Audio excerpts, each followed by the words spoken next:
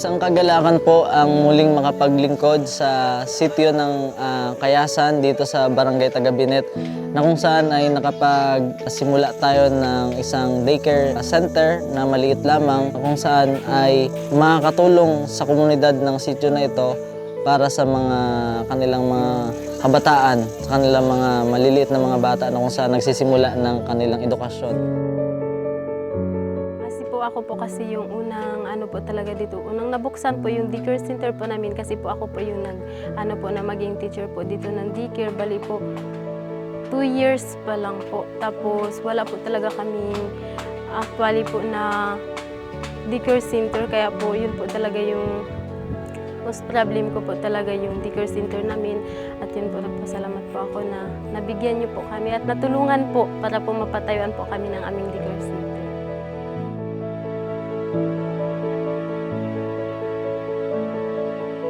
At ganoon din ay nakatulong tayo sa pagpapaganda ng multi-purpose hall ng sitio na ito sa pamamagitan ng pagpipintura at pag-donate ng mga kailangan na materyales para mas maging maganda at mas maging maayos ang kanila pong multi-purpose.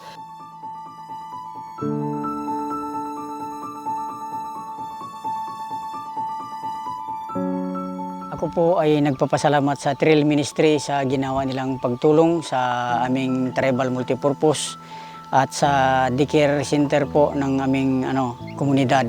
Maraming salamat po. Ako ay paulit-ulit na nagsasabi na maraming salamat po. Sana po ay palawigin pa ang ganitong mga grupo na nakakatulong sa komunidad na walang kapalit. Malaking bagay po dahil sa aming mga grupo po ng katutubo, kung bibiliin namin po itong mga pintura na ito ay malaking halaga po ito at saka mga pako. Sila po ay may dinunit na yero, pako at saka pintura. Tapos nagserbisyo po sila na sila rin po ang gumawa pa. Kaya maraming salamat po sa Trail Ministry na sana po ako po'y nanalangin sa poong may kapal na kawan sila ng kanilang mabuting pangangatawan, ligtas sila sa anumang mga kapahamakan at palawigin po ang kanilang serbisyo, hindi lang po sa amin kundi sa iba po pang mga mamamayan ng mga katutubo na marami pa sila pong matulungan.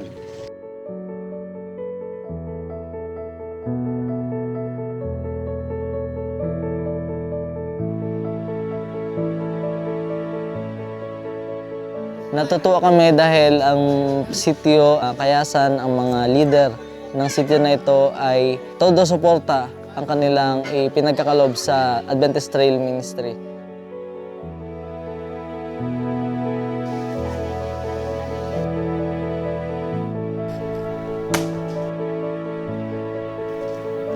Nagpapasalamat ako sa suporta at panalangin ng bawat isa na kung saan ay malaking tulong para sa pagsisimula at sa progress ng gawain dito sa Sitio Kayasan.